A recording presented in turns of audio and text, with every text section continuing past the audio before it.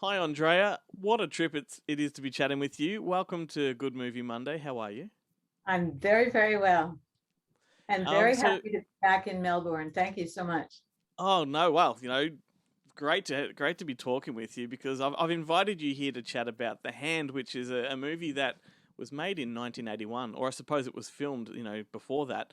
It's hard to believe it's 41 years. Is it? Is I it? suppose it's Oh, yeah. damn. Oh, I never realized I was that old. I suppose is it a film that you think about much? Sure, sure. I was very proud to get that part. I fought for that. It was Excellent. it was very exciting to audition for that. I was living in LA, but I'd gone home to see my mother in New York, and I auditioned first in New York, and then they flew me out to Beverly Hills to audition again, and I stayed at the Beverly Hills Hotel in Liz Taylor's suite, biggest suite I've ever seen in my life. The living room section was as big as a football field. The the closet was big enough for Liz Taylor. I mean, it was Yeah. glorious. And I met with Oliver Stone again, and I had the part. I was given the part while just shortly after the audition. It was thrilling, just Yeah. thrilling. It's such a great movie, and I think it's more than just a B horror movie like a lot of people sort of think it was. Do you recall sort of your response to the script back then? Did you see it as just a little horror film? No, I saw it as a psychological thriller, and I think that's what Oliver wanted. Mm, He did not want it to be a horror movie, but some things happened in the movie world at the time. mm. He wanted a psychological thriller. It would have been all black and white if he'd had his way. But at the time, all of these slasher movies started coming out, and Friday the 13th and things like that, bloody Mm, things.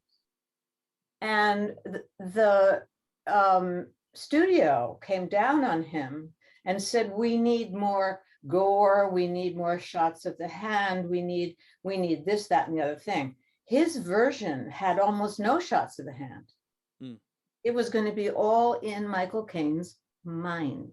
And when I Yeah, read the script, that's what I read. yeah, And yeah. they went back later and they put in a lot more shots of the hand scurrying around. Now, as you know, in 1980, which is when we shot it, we didn't have CGI. We didn't have all those fancy tricks.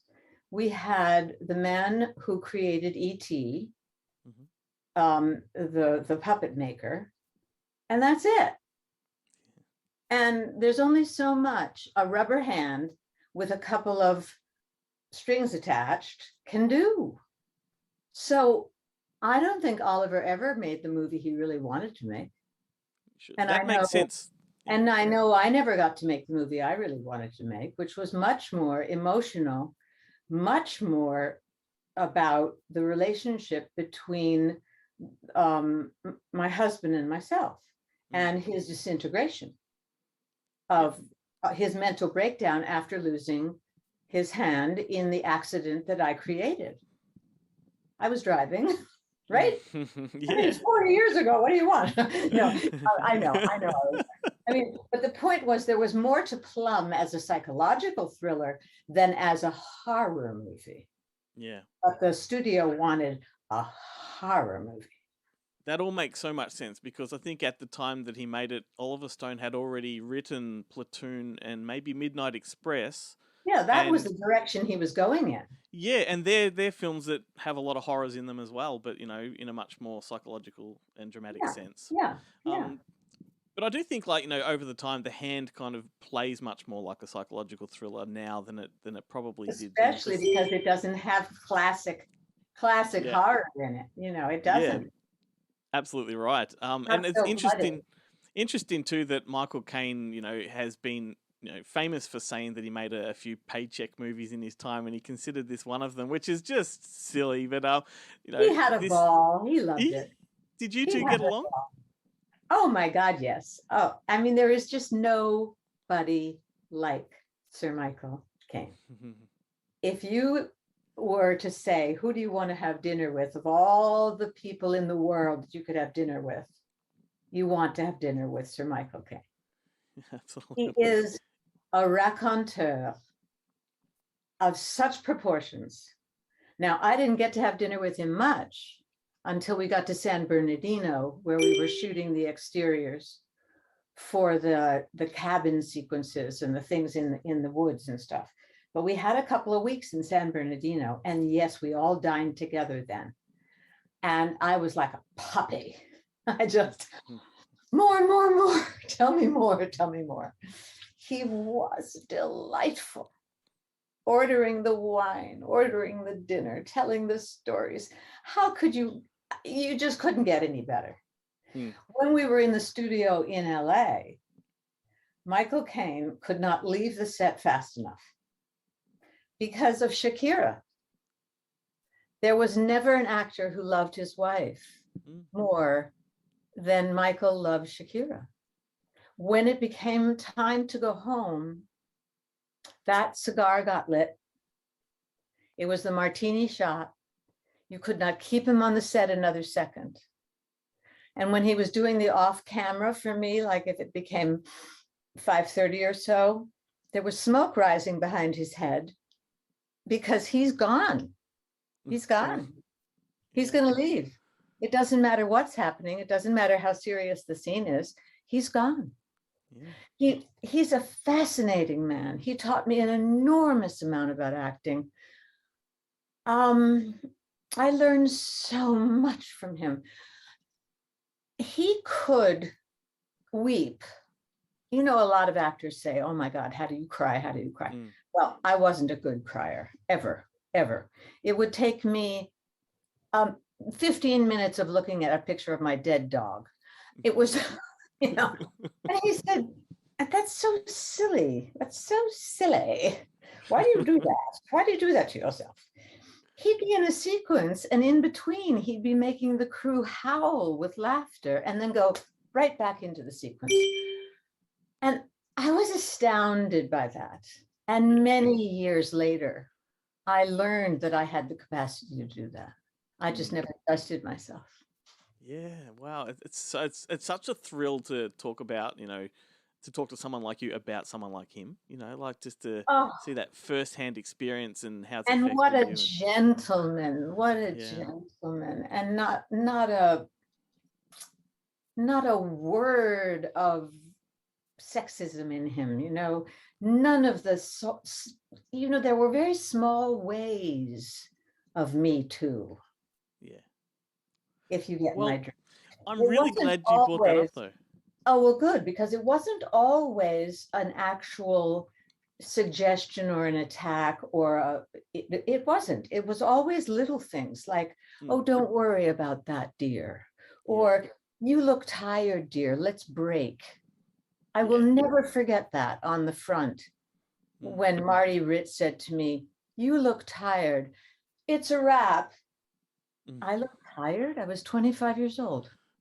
I didn't look tired. They wanted to take a break. That's my version of Me Too. I mean, I'm sorry. I don't want to. No. Well, I'm saying there were small bits of sexism in different ways. Michael was the purest gentleman. Never the teensiest bit of flirtation. Because nobody loved their wife like Michael loves Shakira. Yeah, and it's amazing you bring it up because I was going to talk about this, and I'm sure when it gets screened in Melbourne here by the Melbourne Horror Film Society, they will pick it apart a little bit as well.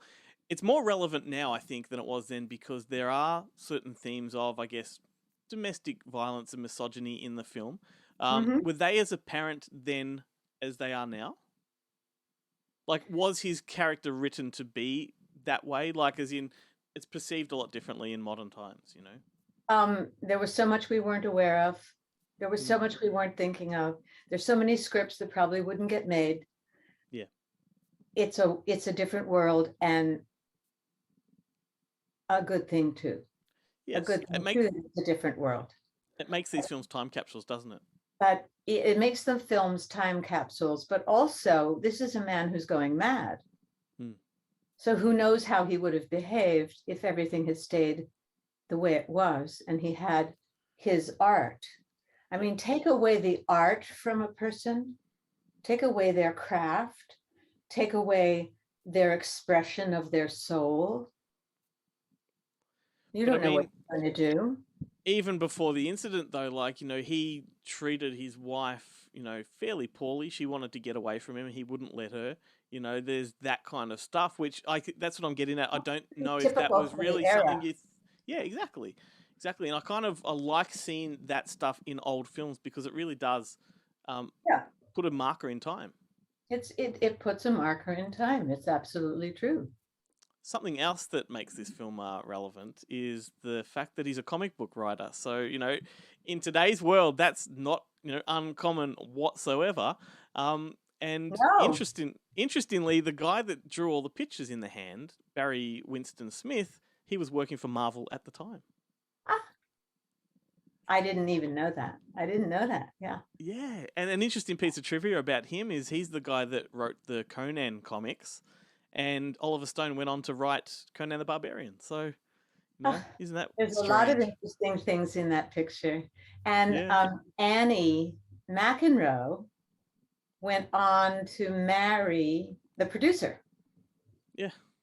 And Oliver was temporarily with somebody else on that film. I can't remember who. But, it comes and goes. I did a lot of yoga, and I still do. Well, look, I would love to chat about this for a long time, but we are just about out of time. I'm just I glad have to that show you this. We can't Okay. be out of time until I show you this. All right, Can you get this in the frame? certainly can. Wow. So that's When You'll he was sell- given the AFI, I think is this the Life Achievement Award, yep. I sang for him at Lincoln Center, and he danced to my singing with Shakira. Amazing. Isn't that gorgeous? Yeah, absolutely. So I have a personal letter from him signed that I That's keep hung incredible. up. That is incredible, and that actually brings me to the point that you do so much. You're such a rounded performer. Where can people find you online? Like, you have a website and social media? www.marcovicci.com. And there's a lot of memories there. We have an archive.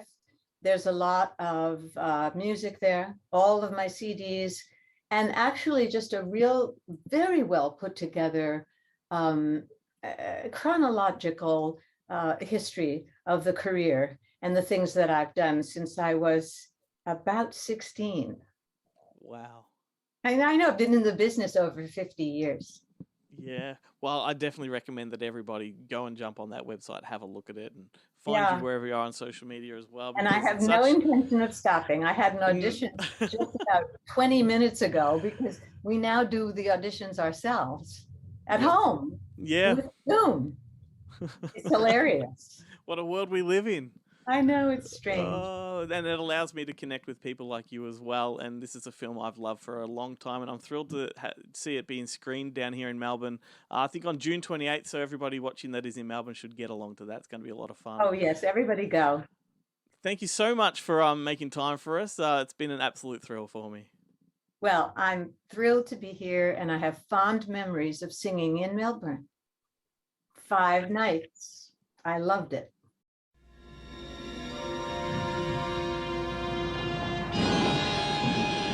You think I've done something wrong, don't you? Terror he could not forget. You think there's something in there, don't you? Torment he could not bear. You want to see? Truth he would not face. Hey! Take a look! Orion Pictures presents Michael Caine in The Hand. You don't want me to go to New York with you, do you? I'm not talking about a separation or anything permanent or anything like that. I thought you understood that. I thought that was why you said that I Well, could... we obviously do not understand each other.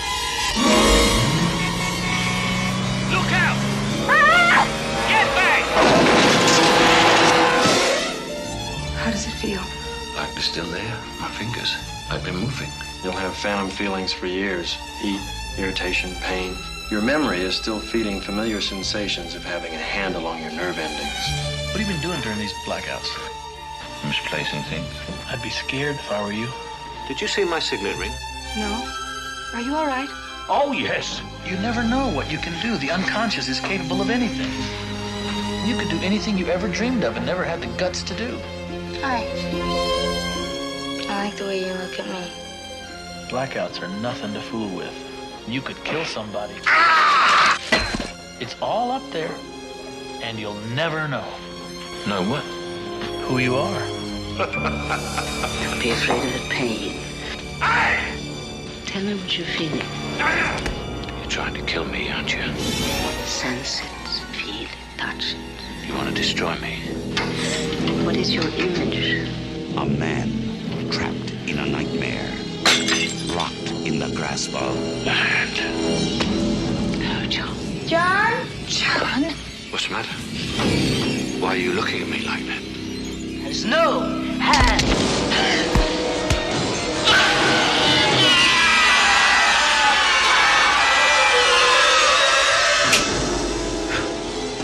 Michael Caine in The Hand.